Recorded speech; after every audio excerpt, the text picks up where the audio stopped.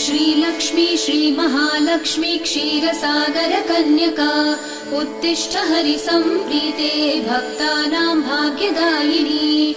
श्रीलक्ष्मी श्रीमहालक्ष्मी क्षीरसागर कन्यका उत्तिष्ठ हरिसम्प्रीते भक्तानां भाग्यदायिनी।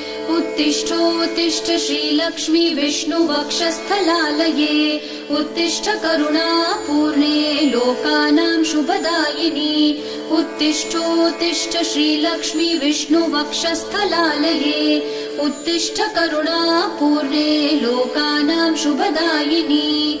श्रीपद्ममध्यवसिते वरपद्मनेत्रे श्रीपद्महस्तचिरपूजित पद्मपादे श्रीपद्मजात जननी शुभपद्मवक्त्रे श्रीलक्ष्मी भक्तवरदे तव सुप्रभातम्।